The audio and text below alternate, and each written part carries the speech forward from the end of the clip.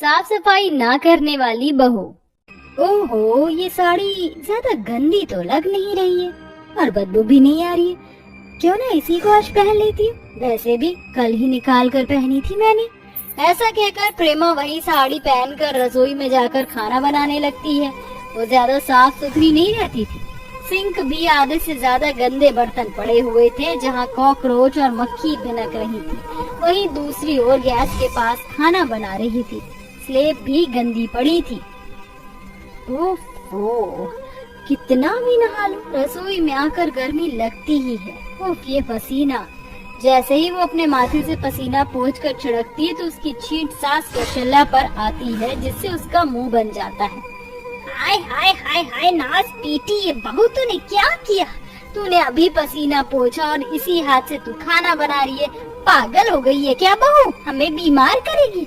जा जाकर हाथ धो, छोड़ इस आटे को। वो माँ जी, हाथ साफ है मेरे, मैंने क्या किया है? पता नहीं आप सामने से क्यों आ गई। हाथ तो मैंने साड़ी से पोंछ लिया। ये देखिए ऐसे। ये भगवान, ये मुझे कैसी बहू पल्ले पड़ गई है। जब नई नई शादी होकर आई थी तो इतने अच्छे से काम करती थी तू, और अब धीरे धीरे इतनी आलसी हो गई, इतनी कामचोर हो गई और लापरवाही की तो बात ही क्या करूं। इतनी गंदगी में कौन रहता है? क्या तू थोड़ी सी भी साफ सफाई नहीं रख सकती? देख, बर्तन पर कितनी मक्खियाँ भिनक रही हैं। जहाँ खाना बना रही है वो स्लेब भी गंदी है। रसोई में झाड़ू पोछा मुझे नजर नहीं आ रहा। ऐसी गंदी जगह में लक्ष्मी माता वास नहीं करती, जानती है ना? क्या हो गया है तुझको? कुछ नहीं हुआ माँ जी, पता नहीं आप मुझे इतना लेक्चर क्यों दे रही हो। हाथ गंदे है ना, रुको भी धो लेती हूँ। प्रेमा ऐसा बोलकर हाथ धोकर फिर रोटी बनाती है। अब आप खुश है ना माँ जी? जाइए, इंतजार कीजिए, मैं खाना बनाती हूँ। इतने में भी हितेश भी आ जाएंगे। ये कहकर कौशल्या टीवी देखने लगती है। दरअसल बात ये है, आजकल कौशल्या अपनी बहू प्रेमा से बहुत नाखुश रहती है, क्योंकि वह बिल्कुल भी सफाई नहीं करती थी। लापरवाही इतनी थी कि जल्दबाजी में झाड़ू लगाती थी, कूड़ा वहीं रह जाता था। उसके कमरे में सामान सारा फैला हुआ रहता था। अभी तो और रुकिए, सबसे बड़ी बात तो वो खुद भी सफाई से नहीं रहती थी। आखिर प्रेमा यूं ही गंदगी फैलाती रहेगी या अपने जीवन में स्वच्छ अभियान को भी अपनाएगी? ये जानने के लिए कहानी में आगे बढ़ते हैं। शाम को उसका पति हितेश आता है। प्रेमा, प्रेमा कहाँ हो? जरा पानी लेकर आओ, बहुत प्यास लग रही है मुझे रास्ते से ही। आ रही हूँ। ये लीजिए आपका पानी। जैसे ही हितेश पानी पीता है, उससे पहले ही उसे ग्लास में कुछ मोटा मोटा कूड़ा दिख जाता है। प्रेमा, ये क्या है? पानी मांगा है और तुम मुझे गंदा पानी पिलाकर बीमार करोगी क्या? अगर तुम मुझे बीमार कर दोगी तो मैं कमाऊंगा कैसे? मैंने आज पहली बार नहीं देखा, 1-2 बार से देख रहा हूँ। जो भी बर्तन लाती हो, किसी में साबुन लगा होता है तो कभी तुम्हारे बर्तनों पर कॉकरोच होते हैं। थोड़ा सफाई से काम कर लोगी तो बेहतर होगा। आप क्यों फालतू का लेक्चर दे रहे हो मुझे? सीधा सीधा बोल दो, ग्लास चेंज कर दो। ला रही हूँ पानी। मुँह फुलाकर प्रेमा दूसरा पानी का ग्लास लाकर हितेश को देती है, जिसे पीने के बाद सब बैठकर खाना खाते हैं। अरे बहू, ये कटहल की सब्जी खत्म हो गई है, जरा और दियो। अभी देती हूँ माँ जी। ये बोलकर वो सब्जी का कटोरा कौशल्या की थाली के आगे करती है तो उसके ऊपर कॉकरोच दिख जाता है। ये देखकर कौशल्या और हितेश का सर घूम जाता है और वो खांसने लगते हैं। हे भगवान, प्रेमा, इतनी देर से तुम हमें ये सब्जी खिला रही थी, इसमें तो कॉकरोच है। बहू, तू पागल है क्या? ये क्या कर रही है? छी, चिपे वाला खाना खिला दिया। हाय हाय हाय, मेरा तो ये देख कर ही जी घबरा रहा है। खाने पर से मन उतर गया। मेरी भी माँ, इससे तो अच्छा मैं दूध पीकर ही सो जाऊं। तू क्या चाहती है, हम दोनों को बीमार करके ही मारने की क्या? अरे तुझे कितना कहते हैं साफ सफाई से खाना बना, तुझे शर्म नहीं आती? बिल्कुल भी। हमारे सामने कॉकरोच वाली सब्जी हमें ही परोस रही है। अरे माँ जी, हितेश, आप दोनों बहुत ज्यादा ओवर रिएक्ट कर रहे हो। अरे छोटा सा कॉकरोच ही तो है, ये देखो, इसको मैंने निकाल दिया ऐसे। अब आप खा लीजिए। ऊपर ही तो था कॉकरोच, नीचे की सब्जी तो अच्छी है ना। हाय हाय हाय नासपीटी, अरे कचरे वाली जगह पर पैदा हुई थी क्या जो इतना कचरा पसंद है तुझे? हितेश, मैं इसके मुंह नहीं लग सकती हूँ, तू इसे बैठाकर समझा, मैं जा रही हूँ सोने। ये बोलकर सास कौशल्या और हितेश सोने चले जाते हैं। प्रेमा वहीं बैठकर उसी सब्जी को चावल के साथ खा जाती है। अगले दिन उनके घर पर दो पड़ोसन राधा और माधवी आते हैं। अरे क्या बात है, आज तुम दोनों यहाँ कैसे आई? बस आ गए तुझसे बात करने। वैसे तो तुम दोनों सामने ही रहती हो, पर चलो इतने दिन बाद आई हो तो तुम्हारे लिए कुछ अच्छे से पकौड़े वगैरह बनवा देती हूँ। अरे प्रेमा बहू, जरा पकौड़े शकौड़े बना ले। हाँ, ध्यान से बनाना, अच्छे से। जी माँ जी। एक मिनट प्रेमा बहू, ये साड़ी तो तूने कल ही पहनी थी, आज भी पहन ली? नहाई नहीं है क्या? अरे नहीं नहीं, मैं तो नहा चुकी हूँ, पर मैंने ये साड़ी वापस पहन ली, मुझे इतनी गंदी नहीं लगी थी ना। अब बार बार कौन कपड़े धोए इस 6 मीटर की थान को? बहू, ऐसे गर्मी में कंजूसी मत किया कर, बीमार पड़ जाते हैं गंदे कपड़े पहनने से। ओके ठीक है, मैं आती हूँ आंटी जी। फिर प्रेमा रसोई में जाकर पकौड़े बनाती कि उसके सर में खुजली होने लगती है। नहाती भले ही थी, लेकिन बालों को तो वो 10-15 दिन में धोती थी, जिससे उसके सर में जुएं पड़ जाते हैं और वो जोर जोर से खुजा रही होती है और पकौड़े भी बनाई जा रही थी। हाँ, सिर में बहुत खुजली मच रही है, लगता है सिर के जुएं बहुत उछल कूद कर रहे हैं। खैर, पकौड़े ठंडे हो जाएंगे, पहले उन दोनों को पकौड़े बनाकर खिला देती हूँ। अपने सिर खुजाए हाथों से वो दोनों की प्लेट में पकौड़े रखती है और चटनी भी, और अपने हाथ से जाकर दे देती है। दोनों जैसे ही पकौड़े उठाती हैं तो उन्हें जुआ चलता हुआ नजर आता है। हे भगवान, ये प्लेट में जुआ कैसे आ गया? राधा की ये बात सुनकर माधवी और कौशल्या भी प्रेमा की ओर देखते हैं और वो उस वक्त भी अपने सर को खुजा रही थी। लो, हो गया सत्यानाश और मेरी बेइज्जती। ये बहू कितने गंदे तरीके से रहती कि पड़ोसनों को ऐसा खाना परोस दिया। राधा, तेरे साथ साथ मेरी भी भूख मिट गई है, हमें यहाँ से चलना चाहिए वरना मुझे उल्टी आ जाएगी। हाँ चल चल चल, जल्दी चल यहाँ से। अरे अरे, क्या हुआ? आप दोनों उठकर क्यों जा रहे? मैंने इतने मन से पकौड़े बनाए हैं। हमारा पेट भर गया, अब हम चलते हैं, ठीक है, बाय। दोनों पड़ोसन का पकौड़े की प्लेट देखकर खाने से जी उठ जाता है और वो बहाना बनाकर चली जाती है। कौशल्या ने इस बात को भांप लिया था, जिस बात के लिए वो प्रेमा को बहुत सुनाती है, लेकिन प्रेमा बाज आने वालों में से कहाँ थी। एक बार रितेश पानी पीने के लिए फ्रिज का दरवाजा खोलता है तो फ्रिज में भी गंदगी थी। इस बात के लिए भी वो प्रेमा को टोकता है। प्रेमा उसकी एक नहीं सुनती, इसीलिए वह कुछ दिन के लिए घर छोड़कर चला जाता है। एक हफ्ते बाद वो वापस आता है तो उसे प्रेमा में कोई बदलाव नहीं दिखता। प्रेमा की हरकतें देखकर अब कौशल्या रसोई का काम कभी कभार खुद संभालती थी, पर उसकी गंदगी करने की आदत जाती नहीं है, जिस वजह से एक दिन कौशल्या और हितेश की तबीयत बहुत खराब होती है। आधी रात में पेट दर्द होने के कारण उनकी ऐसी स्थिति में देखकर प्रेमा फौरन हॉस्पिटल ले जाती है, जहां डॉक्टर उनका चेकअप करने के बाद कहता है, लगता है आपने बहुत ज्यादा लापरवाही बरत ली है। गंदगी की वजह से आपके माताजी और पति को फूड पॉइजनिंग हो गया है, जिस वजह से उनके शरीर में पानी की कमी हो गई है और कमजोरी भी।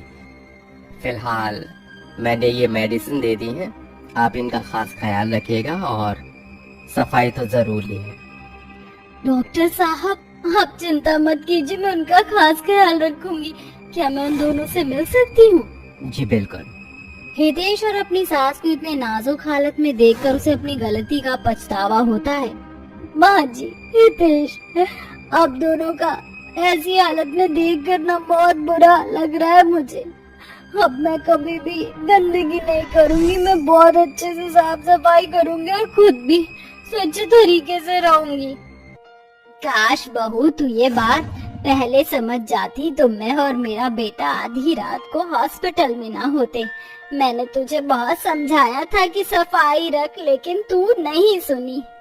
हाँ प्रेमा, तुम्हारी गंदगी में रहने का नतीजा हम दोनों ने भुगता है। पक्का वादा, आज के बाद मैं कभी भी गंदगी नहीं रखूंगी घर में। उस दिन के बाद से प्रेमा को सफाई का महत्व समझ में आ जाता है, जिसके बाद वह अपने घर में बहुत साफ तरीके से रहती है, साथ ही लापरवाही करना छोड़ देती है। ये कहानी है गरीब सलीम और उसके परिवार की। सलीम मोहम्मदपुर में अपने बेटे साद और पत्नी राफिया के साथ रहता था। सलीम के पास कुछ बकरे थे जिनका गोश्त बेचकर घर का गुजर बसर चलता था। रफिया बेगम, मैं मटन बेचने मंडी जा रहा हूँ। आज जुम्मा है, इसलिए आने में देर हो जाएगी।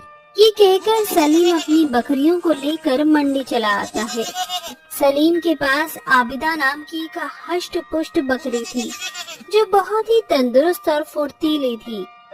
सलीम के पास वो बकरी पिछले कुछ सालों से है, मगर सलीम ये नहीं जानता था कि उसकी वो बकरी बोल सकती है। अरे बाप रे, आज तो इस गोश्त मंडी में ग्राहकों की कितनी ज्यादा भीड़ है। अचानक एक ग्राहक को आता देखकर बकरी आबिदा चुप हो जाती है। अस्सलाम वालेकुम सलीम मियाँ, जरा 1 किलो मटन कर दो। ठीक है भाईजान, देता हूँ। अरे नहीं नहीं, ठहरो जरा, मुझे ये वाला मटन नहीं चाहिए। मगर भाईजान, ये अभी बिल्कुल ताज़ा काट कर ही रखा है। अचानक उस ग्राहक की नजर सलीम की तंदुरुस्त बकरी आबिदा पर पड़ती है। एक काम करो सलीम मियाँ, मुझे इस बकरी का मटन काट कर दो, इसे खाने में मजा भी आएगा। पहले ही तो मेरे मासूम दोस्तों को खा खा कर इसका चर्बीला पेट कैसे हिल रहा है, फिर भी ये मुझे खाना चाहता है। मैं अपनी सींग मारकर इसका पेट फाड़ दूंगी। सलीम जैसे ही आबिदा को काटने के लिए हाथ आगे बढ़ाता है, तभी आबिदा सलीम को सींग मारते हुए पीछे हट जाती है। रुक जाओ मालिक, मुझे इस लालची पेटो पकड़ के हाथों मत बेचो। या अल्लाह, ये कैसे मुमकिन है? आबिदा बोल सकती है? माफ करना भाईजान, ये बकरी बिकाऊ नहीं है। मैं आपको चुस्त बकरी का मटन देता हूँ। सलीम दूसरे बकरे का मटन काटकर उस ग्राहक को तोल देता है और रात होता देखकर आबिदा और अपनी बाकी बची हुई बकरियों को लेकर घर लौट आता है। अजी आप आ गए? पता है रफिया बेगम, आज मंडी में हमारी बकरी आबिदा बोलने लगी। सलीम, भला एक बकरी बोल कैसे सकती है? क्योंकि मैं बोल सकती हूँ रफिया। मालिक, मैं तुम्हें बहुत सारा दूध दूंगी, मगर खुदा के लिए तुम मुझे कभी मत बेचना। बकरी की बात सुनकर रफिया और सलीम आंसू भरी आंखों से उसे गले से लगाकर उसकी सींगों को सहलाते हुए कहते हैं, हम तुम्हें कभी नहीं बेचेंगे आबिदा। उस दिन से आबिदा सलीम के लिए गरीब परिवार का हिस्सा बन चुकी थी। 7 साल का साद उसे रोज चारा खिलाता तो वही रफिया उसे खुशी से नहलाती, जिसके बदले आबिदा उन्हें दूध देती। बीतते दिनों के साथ बकरीद का त्योहार पास आ गया। अब्बा जान, बकरीद आने वाली है। आपने मुझसे वादा किया था कि आप मुझे इस बार बकरीद पर पठानी कुर्ता खरीदेंगे। हाँ हाँ मेरे छोटे नवाब, मुझे अपना वादा याद है।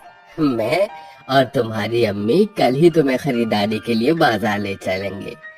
चलो अभी खाना खाते हैं। सभी साथ मिलकर खाना खाते हैं और सो जाते हैं, मगर उसी रात गरीब सलीम की सारी बकरियां और मेमने चोरी हो जाते हैं। किस्मत से आबिदा और एक छोटी सी बकरी बच जाते हैं, जो कि उनके सोने वाले घर में बंधे होते हैं। या अल्लाह, ये क्या हो गया? मेरी सारी बकरियां कौन चुरा ले गया? कितना कुछ सोचा था मैंने, इस बार बकरीद पर मैं अपनी बेगम और अपने बेटे के लिए खुशियां खरीदूंगा, मगर तूने मुझे कंगाल कर दिया। खुदा, आखिर मुझ गरीब ने ऐसी क्या गुस्ताखी की थी? अब्बा जान, क्या अब हम बकरीद नहीं मना पाएंगे? सलीम, संभालो खुद को, अल्लाह के घर देर है अंधेर नहीं। 2 दिन तो सलीम और उसका परिवार रूखा सूखा खाकर रह जाता है, मगर अब नौबत यहाँ तक आ जाती है कि उन्हें दाने दाने को तरसना पड़ता है। वहीं दूसरी तरफ सभी बकरीद के लिए कपड़े, मिठाइयाँ और ढेरों तोहफे खरीदते हैं। रफिया, इस वक्त हमारे घर के हालात गमज़दा हैं। हम अबीदा को बेच देते हैं। मैंने ग्राहक भी ढूंढ लिया है। कल वो आकर अबीदा को खरीद ले जाएंगे। घर के बाहर खूंटे से बंधी बकरी ये बात सुनकर कहती है, मालिक मुझे बेचने वाले हैं। आज की रात इस घर में मेरी आखिरी रात है। कल सुबह खरीदार आकर मुझे खरीद कर ले जाएंगे और मुझे बकरीद पर कुर्बान कर देंगे। अगली सुबह अकरम नाम का एक ग्राहक उसे खरीदने आता है। अरे सलीम मियाँ, कहाँ हो तुम? मैं आ गया हूँ। सलाम वालेकुम अकरम भाई, ये रही मेरी बकरी। अरे माशाल्लाह, पूरी तरह से मटन से भरी हुई है। ये लो पैसे। अकरम जैसे ही सलीम को पैसे देने लगता है, तभी वो बकरी अपनी जुबान बाहर निकालकर लार टपकाते हुए जोर जोर से खांसने लगती है।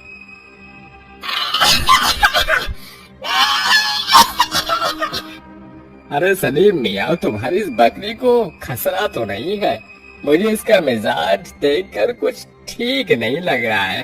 कोई रहने दो। बकरी देर तक उस ग्राहक के सामने चालाकी दिखाते हुए खूब खांसती है, जिसे वो ग्राहक उसे नहीं खरीदता। मेरी चालाकी काम आ गई और देखो, इस ग्राहक ने मुझे नहीं खरीदा, वरना अगर वो मुझे खरीद लेता तो मुझे खल्लास कर देता। अबीदा, मैं जानता हूँ तुमने जानबूझकर ये चालाकी की है ना? अपनी जान बचाने के लिए मुझे चालाकी दिखानी पड़ी, वरना तो बकरीद पर मेरी बलि चढ़ा देता। मुझे मत बेचो। सलीम उसकी एक भी नहीं सुनता और अगले दिन फिर से दूसरा ग्राहक बुलाता है। अरे सलीम मियाँ, बकरी लेकर आओ। हाँ नसीम भाई, ये रही मेरी बकरी, एकदम चुस्त और फुर्तीली है। ठीक है, फिर मैं इसके 10,000 दूंगा। ये मुझे खरीदेगा?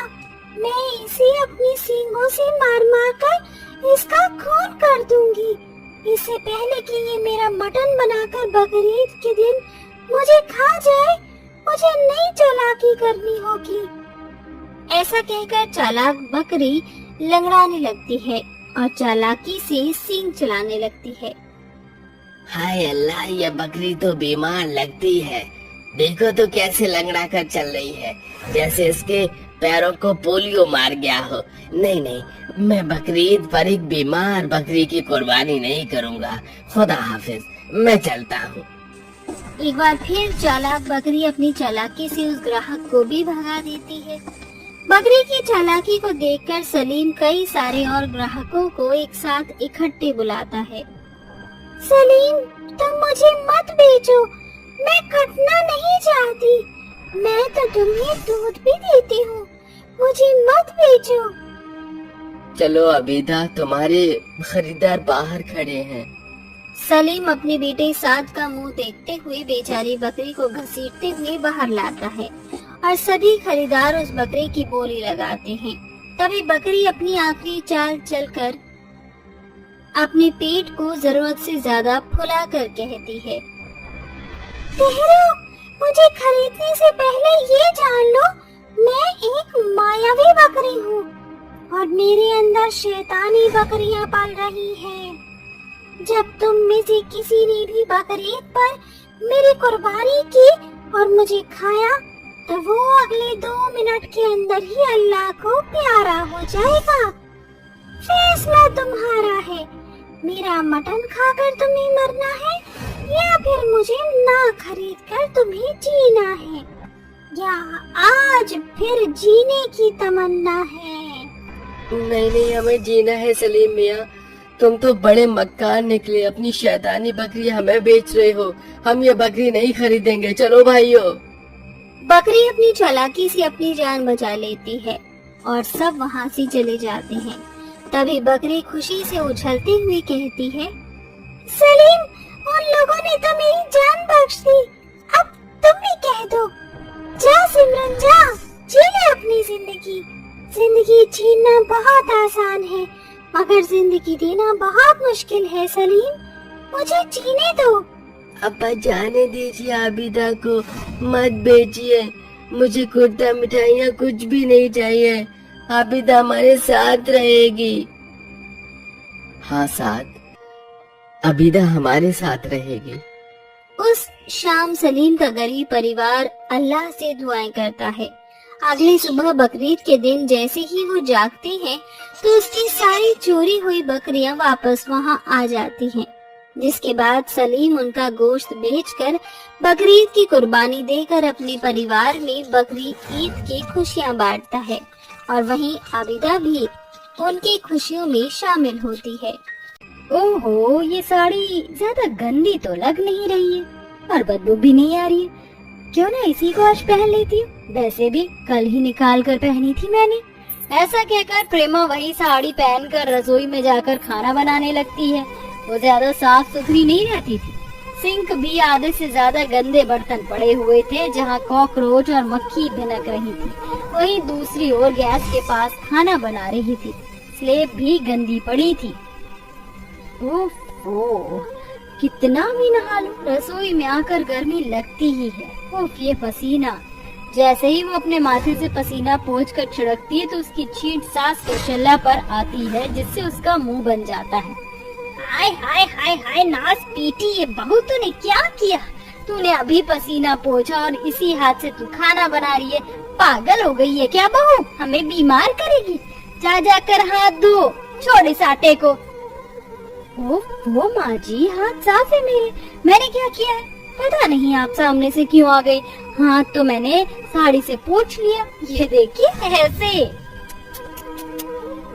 ये भगवान, ये मुझे कैसी बहू पल्ले पड़ गई है। जब नई नई शादी होकर आई थी तो इतने अच्छे से काम करती थी तू, और अब धीरे धीरे इतनी आलसी हो गई, इतनी कामचोर हो गई और लापरवाही की तो बात ही क्या करूं। इतनी गंदगी में कौन रहता है? क्या तू थोड़ी सी भी साफ सफाई नहीं रख सकती? देख, बर्तन पर कितनी मक्खियां भिनक रही हैं। जहाँ खाना बना रही हैं वो स्लेब भी गंदी है। रसोई में झाड़ू पोछा मुझे नजर नहीं आ रहा।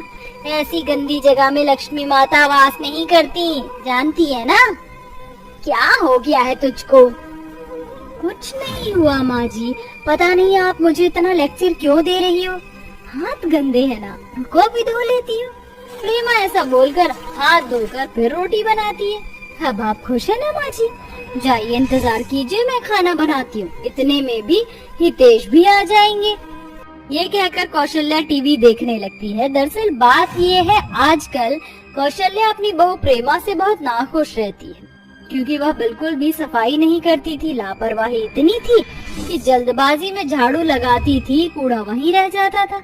उसके कमरे में सामान सारा फैला हुआ रहता था।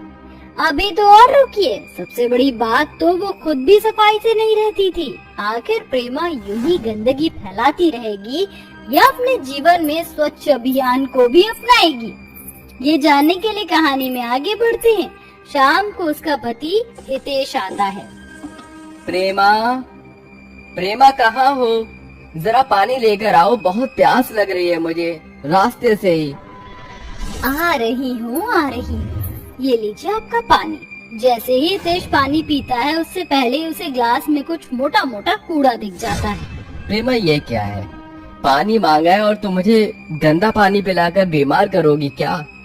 अगर तुम मुझे बीमार कर दोगी तो मैं कमाऊंगा कैसे? मैंने आज पहली बार नहीं देखा, 1-2 बार से देख रहा हूँ। जो भी बर्तन लाती हो, किसी में साबुन लगा होता है तो कभी तुम्हारे बर्तनों पर कॉकरोच होते हैं। थोड़ा सफाई से काम कर लोगी तो बेहतर होगा। आप क्यों फालतू का लेक्चर दे रहे हो मुझे? सीधा सीधा बोल दो, ग्लास चेंज कर दो। ला रही हूँ पानी। मुँह फुलाकर प्रेमा दूसरा पानी का ग्लास लाकर हितेश को देती है, जिसे पीने के बाद सब बैठकर खाना खाते हैं। अरे बहू, ये कटहल की सब्जी खत्म हो गई है, जरा और दियो।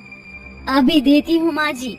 ये बोलकर वो सब्जी का कटोरा कौशल्या की थाली के आगे करती है तो उसके ऊपर कॉकरोच दिख जाता है। ये देखकर कौशल्या और हितेश का सर घूम जाता है और वो खांसने लगते हैं। हे भगवान, प्रेमा, इतनी देर से तुम हमें ये सब्जी खिला रही थी, इसमें तो कॉकरोच है। बहू, तू पागल है क्या? ये क्या कर रही है? छी चिपचिपे वाला खाना खिला दिया। हाय हाय हाय, मेरा तो ये देख कर ही जी घबरा रहा है, खाने पर से मन उतर गया। मेरी भी माँ, इससे तो अच्छा मैं दूध पीकर ही सो जाऊं। तू क्या चाहती है, हम दोनों को बीमार करके ही मारने की क्या? अरे तुझे कितना कहते हैं साफ सफाई से खाना बना, तुझे शर्म नहीं आती? बिल्कुल भी। हमारे सामने कॉकरोच वाली सब्जी हमें ही परोस रही है। अरे माँ जी, हितेश, आप दोनों बहुत ज्यादा ओवर रिएक्ट कर रहे हो। अरे छोटा सा कॉकरोच ही तो है, ये देखो, इसको मैंने निकाल दिया ऐसे। अब आप खा लीजिए। ऊपर ही तो था कॉकरोच, नीचे की सब्जी तो अच्छी है ना। हाय हाय हाय नासपीटी, अरे कचरे वाली जगह पर पैदा हुई थी क्या जो इतना कचरा पसंद है तुझे? हितेश, मैं इसके मुंह नहीं लग सकती हूँ, तू इसे बैठाकर समझा। मैं जा रही हूँ सोने। ये बोलकर सास कौशल्या और हितेश सोने चले जाते हैं। प्रेमा वहीं बैठकर उसी सब्जी को चावल के साथ खा जाती है। अगले दिन उनके घर पर दो पड़ोसन राधा और माधवी आते हैं। अरे क्या बात है, आज तुम दोनों यहाँ कैसे आई? बस आ गए तुझसे बात करने। वैसे तो तुम दोनों सामने ही रहती हो, पर चलो इतने दिन बाद आई हो तो तुम्हारे लिए कुछ अच्छे से पकौड़े वगैरह बनवा देती हूँ। अरे प्रेमा बहू, जरा पकौड़े शकौड़े बना ले। हाँ, ध्यान से बनाना, अच्छे से। जी माँ जी।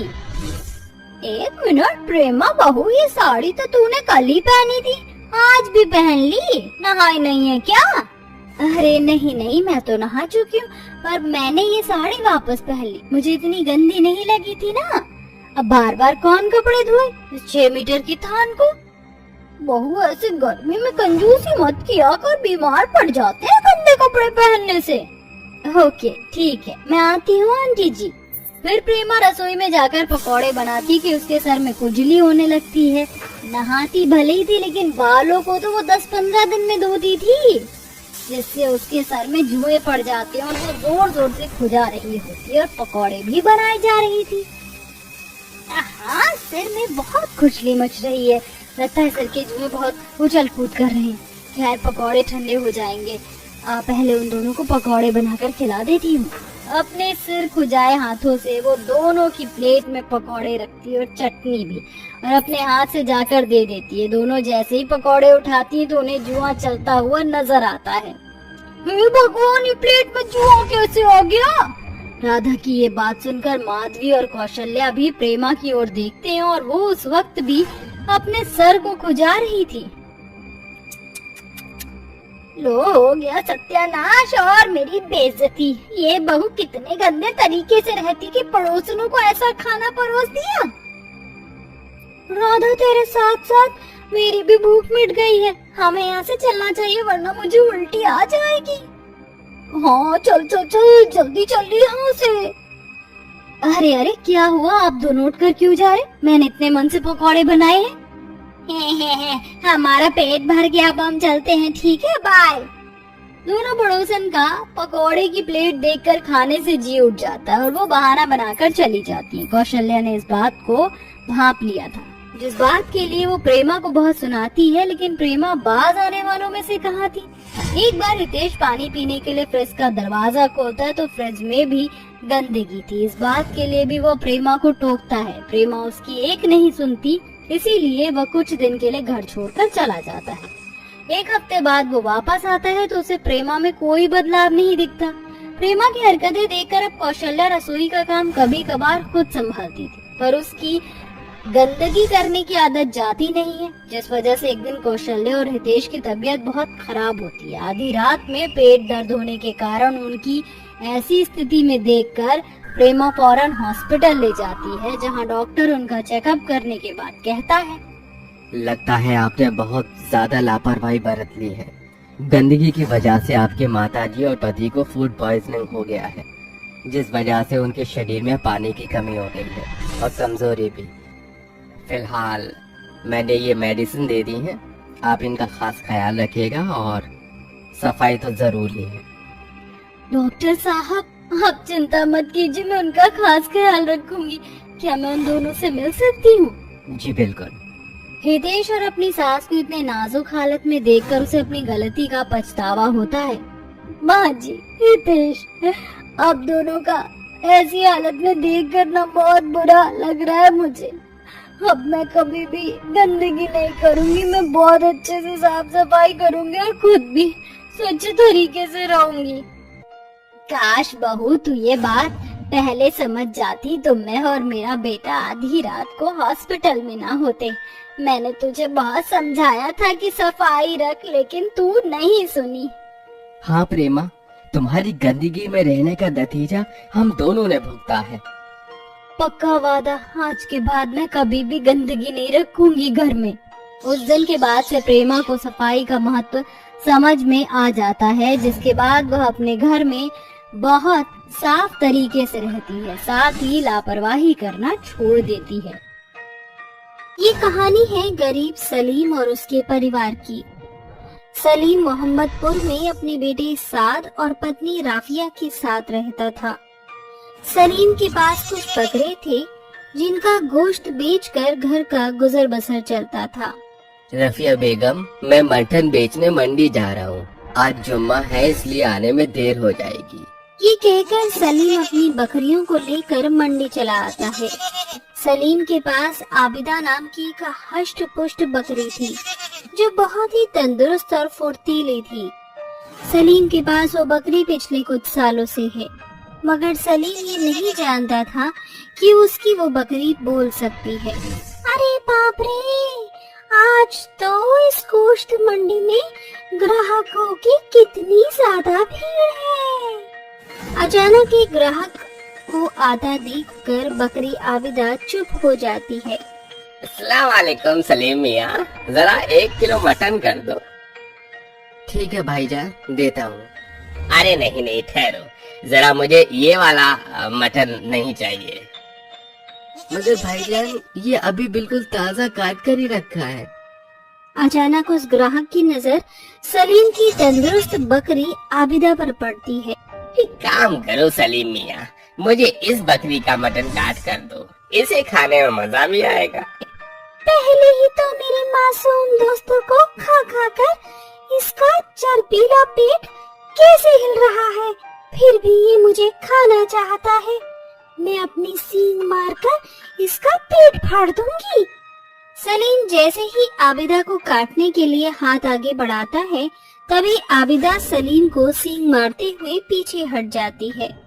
रुक जाओ मालिक, मुझे इस लालची पेटो पकड़ के हाथों मत बेचो। या अल्लाह, ये कैसे मुमकिन है? आबिदा बोल सकती है। माफ करना भाईजान, ये बकरी बिकाऊ नहीं है, मैं आपको चुस्त बकरी का मटन देता हूँ। सलीम दूसरे बकरे का मटन काटकर उस ग्राहक को तोल देता है और रात होता देखकर आबिदा और अपनी बाकी बची हुई बकरियों को लेकर घर लौट आता है। अजी आप आ गई? पता है रफिया बेगम, आज मंडी में हमारी बकरी आबिदा बोलने लगी। सलीम, भला एक बकरी बोल कैसे सकती है? क्योंकि मैं बोल सकती हूँ रफिया। मालिक, मैं तुम्हें बहुत सारा दूध दूंगी, मगर खुदा के लिए तुम मुझे कभी मत बेचना। बकरी की बात सुनकर रफिया और सलीम आंसू भरी आंखों से उसे गले से लगाकर उसके सींगों को सहलाते हुए कहते हैं, हम तुम्हें कभी नहीं बेचेंगे आबिदा। उस दिन से आबिदा सलीम के लिए गरीब परिवार का हिस्सा बन चुकी थी। 7 साल का साद उसे रोज चारा खिलाता तो वही रफिया उसे खुशी से नहलाती, जिसके बदले आबिदा उन्हें दूध देती। बीतते दिनों के साथ बकरीद का त्योहार पास आ गया। अब्बा जान, बकरीद आने वाली है। आपने मुझसे वादा किया था कि आप मुझे इस बार बकरीद पर पठानी कुर्ता खरीदेंगे। हाँ हाँ मेरे छोटे नवाब, मुझे अपना वादा याद है। मैं और तुम्हारी अम्मी कल ही तुम्हें खरीदारी के लिए बाजार ले चलेंगे। चलो अभी खाना खाते हैं। सभी साथ मिलकर खाना खाते हैं और सो जाते हैं, मगर उसी रात गरीब सलीम की सारी बकरियां और मेमने चोरी हो जाते हैं। किस्मत से आबिदा और एक छोटी सी बकरी बच जाते हैं, जो कि उनके सोने वाले घर में बंधे होते हैं। या अल्लाह, ये क्या हो गया? मेरी सारी बकरियां कौन चुरा ले गया? कितना कुछ सोचा था मैंने इस बार बकरीद पर मैं अपनी बेगम और अपने बेटे के लिए खुशियां खरीदूंगा, मगर तूने मुझे कंगाल कर दिया। खुदा आखिर मुझ गरीब ने ऐसी क्या गुस्ताखी की थी। अब्बा जान, क्या अब हम बकरीद नहीं मना पाएंगे? सलीम, संभालो खुद को। अल्लाह के घर देर है अंधेर नहीं। 2 दिन तो सलीम और उसका परिवार रूखा सूखा खाकर रह जाता है, मगर अब नौबत यहाँ तक आ जाती है कि उन्हें दाने दाने को तरसना पड़ता है। वहीं दूसरी तरफ सभी बकरीद के लिए कपड़े, मिठाइयाँ और ढेरों तोहफे खरीदते हैं।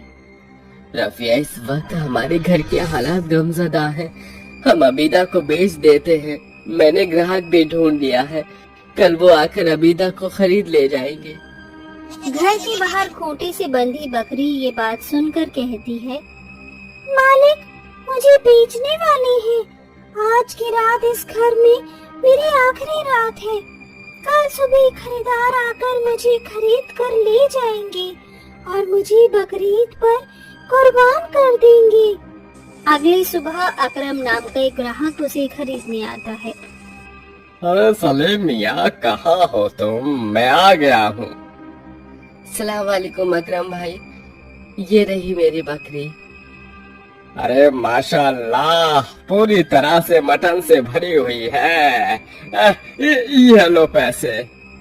अकरम जैसे ही सलीम को पैसे देने लगता है, तभी वो बकरी अपनी जुबान बाहर निकालकर लार टपकाते हुए जोर जोर से खांसने लगती है।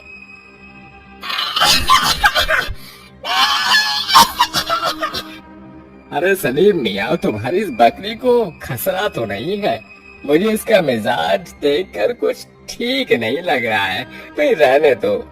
बकरी देर तक उस ग्राहक के सामने चालाकी दिखाते हुए खूब खांसती है, जिससे वो ग्राहक उसे नहीं खरीदता। मेरी चालाकी काम आ गई और देखो, इस ग्राहक ने मुझे नहीं खरीदा, वरना अगर वो मुझे खरीद लेता तो मुझे खल्लास कर देता। अबीदा, मैं जानता हूँ तुमने जानबूझकर ये चालाकी की है ना? अपनी जान बचाने के लिए मुझे चालाकी दिखानी पड़ी, वरना तो बकरीद पर मेरी बलि चढ़ा देता। मुझे मत बेचो। सलीम उसकी एक भी नहीं सुनता और अगले दिन फिर से दूसरा ग्राहक बुलाता है। अरे सलीम मियाँ, बकरी लेकर आओ। हाँ नसीम भाई, ये रही मेरी बकरी, एकदम चुस्त और फुर्तीली है। ठीक है, फिर मैं इसके 10,000 दूंगा। ये मुझे खरीदेगा। मैं इसे अपनी सींगों से मार मार कर इसका खून कर दूंगी, इससे पहले कि ये मेरा मटन बनाकर बकरीद के दिन मुझे खा जाए। मुझे नई चालाकी करनी होगी। ऐसा कहकर चालाक बकरी लंगड़ाने लगती है और चालाकी से सींग चलाने लगती है। हाय अल्लाह, ये बकरी तो बीमार लगती है। देखो तो कैसे लंगड़ा कर चल रही है, जैसे इसके पैरों को पोलियो मार गया हो। नहीं नहीं, मैं बकरीद पर एक बीमार बकरी की कुर्बानी नहीं करूंगा। खुदा हाफिज, मैं चलता हूँ। एक बार फिर चालाक बकरी अपनी चालाकी से उस ग्राहक को भी भगा देती है। बकरी की चालाकी को देखकर सलीम कई सारे और ग्राहकों को एक साथ इकट्ठे बुलाता है। सलीम, तुम मुझे मत बेचो, मैं कटना नहीं चाहती। मैं तो तुम्हें दूध भी देती हूँ, मुझे मत बेचो। चलो अबीदा, तुम्हारे खरीदार बाहर खड़े हैं। सलीम अपने बेटे साद का मुंह देखते हुए बेचारी बकरी को घसीटते हुए बाहर लाता है और सभी खरीदार उस बकरी की बोली लगाते हैं। तभी बकरी अपनी आखिरी चाल चलकर अपने पेट को जरूरत से ज्यादा फुला कर कहती है, ठहरो, मुझे खरीदने से पहले ये जान लो, मैं एक मायावी बकरी हूँ और मेरे अंदर शैतानी बकरियाँ पल रही हैं। जब तुम में से किसी ने भी बकरीद पर मेरी कुर्बानी की और मुझे खाया, तो वो अगले 2 मिनट के अंदर ही अल्लाह को प्यारा हो जाएगा। फैसला तुम्हारा है, मेरा मटन खाकर तुम्हें मरना है या फिर मुझे नाक खरीद कर तुम्हें जीना है या आज फिर जीने की तमन्ना है? नहीं नहीं, हमें जीना है सलीम मियाँ। तुम तो बड़े मक्कार निकले, अपनी शैतानी बकरी हमें बेच रहे हो। हम ये बकरी नहीं खरीदेंगे, चलो भाइयों। बकरी अपनी चालाकी से अपनी जान बचा लेती है और सब वहाँ से चले जाते हैं। तभी बकरी खुशी से उछलती हुई कहती है, सलीम, उन लोगों ने तो मेरी जान बख्श दी, अब तुम भी कह दो। जा सिमरन जा, जी ले अपनी जिंदगी। जिंदगी जीना बहुत आसान है मगर जिंदगी देना बहुत मुश्किल है। सलीम, मुझे जीने दो। अब्बा जाने दीजिए आबिदा को, मत बेचिए। मुझे कुर्ता मिठाइयाँ कुछ भी नहीं चाहिए। आबिदा हमारे साथ रहेगी। हाँ साथ, अबीदा हमारे साथ रहेगी। उस शाम सलीम का गरीब परिवार अल्लाह से दुआएं करता है। अगली सुबह बकरीद के दिन जैसे ही वो जागते हैं तो उसकी सारी चोरी हुई बकरियां वापस वहां आ जाती हैं, जिसके बाद सलीम उनका गोश्त बेचकर बकरीद की कुर्बानी देकर अपने परिवार में बकरी ईद की खुशियां बांटता है और वहीं आबिदा भी उनकी खुशियों में शामिल होती है। एक गरीब ब्राह्मण अपने खेत में बहुत मेहनत करता था। एक दिन वह थककर एक पेड़ के नीचे आराम कर रहा था। तभी उसे एक बिल के अंदर से एक नाग निकलता दिखाई दिया। ब्राह्मण ने सोचा, मुझे इस नाग की रोज पूजा करनी चाहिए। इसकी कृपा से शायद मेरे खेतों में अच्छी फसल होने लगे। उस शाम उसे उस नाग को दूध अर्पित किया और कहा, खेतों के रक्षक, मैं आपको यह दूध अर्पित कर रहा हूँ। कृपया आप मुझ पर अपनी कृपा रखें। अगली सुबह जब ब्राह्मण आया तो उसे दूध के कटोरे में एक सोने का सिक्का पाया। ब्राह्मण रोज नाग को दूध चढ़ाता था और नाग कटोरे में सोने का सिक्का छोड़ जाता। जल्द ही वह ब्राह्मण अमीर हो गया। एक दिन ब्राह्मण को किसी काम से शहर से बाहर जाना पड़ा। उसने अपने बेटे से नाग को दूध अर्पित करने को कहा। लड़के ने अपने पिता की आज्ञा का पालन किया। अगले दिन जब बेटा बिल के पास गया तो उसे सोने का सिक्का मिला। लड़के ने सोचा, इस बिल के अंदर जरूर बहुत सारे सोने के सिक्के हैं। क्यों न मैं नाग को मारकर सारे सोने के सिक्के निकाल लूं। उस शाम को उसने सांप को लाठी से मारने की कोशिश की। नाग को गुस्सा आ गया। उसने लड़के को डस लिया। नाग के जहर से लड़का मर गया। ब्राह्मण जब शहर से वापस आया तो उसे सारी घटना का पता चला। उसने नाग को कोई दोष नहीं दिया। अगले शाम वह बिल के पास गया और उसने नाग को दूध अर्पित किया। घायल नाग ने ब्राह्मण से क्रोधित होकर बोला, तुम अपने बेटे की मौत के बारे में इतनी जल्दी भूल गए और सोने के सिक्के की लालच में फिर यहाँ आ गए। मैं अब तुम्हारा दोस्त नहीं रह सकता। तुम यहाँ हर रोज श्रद्धा से नहीं बल्कि लालच की वजह से आते थे। नाग ने ब्राह्मण को एक हीरा दिया और दोबारा आने से मना कर दिया। मन के गहरे घाव कभी नहीं भरते। तो दोस्तों, आज की ये कहानी कैसी लगी कमेंट बॉक्स में जरूर बताएं। धन्यवाद। एक गरीब ब्राह्मण अपने खेत में बहुत मेहनत करता था। एक दिन वह थककर एक पेड़ के नीचे आराम कर रहा था। तभी उसे एक बिल के अंदर से एक नाग निकलता दिखाई दिया। ब्राह्मण ने सोचा, मुझे इस नाग की रोज पूजा करनी चाहिए। इसकी कृपा से शायद मेरे खेतों में अच्छी फसल होने लगे। उस शाम उसे उस नाग को दूध अर्पित किया और कहा, खेतों के रक्षक, मैं आपको यह दूध अर्पित कर रहा हूँ। कृपया आप मुझ पर अपनी कृपा रखें। अगली सुबह जब ब्राह्मण आया तो उसे दूध के कटोरे में एक सोने का सिक्का पाया। ब्राह्मण रोज नाग को दूध चढ़ाता था और नाग कटोरे में एक सोने का सिक्का छोड़ जाता। जल्द ही वह ब्राह्मण अमीर हो गया। एक दिन ब्राह्मण को किसी काम से शहर से बाहर जाना पड़ा। उसने अपने बेटे से नाग को दूध अर्पित करने को कहा। लड़के ने अपने पिता की आज्ञा का पालन किया। अगले दिन जब बेटा बिल के पास गया तो उसे सोने का सिक्का मिला। लड़के ने सोचा, इस बिल के अंदर जरूर बहुत सारे सोने के सिक्के होंगे। क्यों ना मैं नाग को मारकर सारे सोने के सिक्के निकाल लूं। उस शाम को उसने सांप को लाठी से मारने की कोशिश की। नाग को गुस्सा आ गया। उसने लड़के को डस लिया। नाग के जहर से लड़का मर गया। ब्राह्मण जब शहर से वापस आया तो उसे सारी घटना का पता चला। उसने नाग को कोई दोष नहीं दिया। अगली शाम वह बिल के पास गया और उसने नाग को दूध अर्पित किया।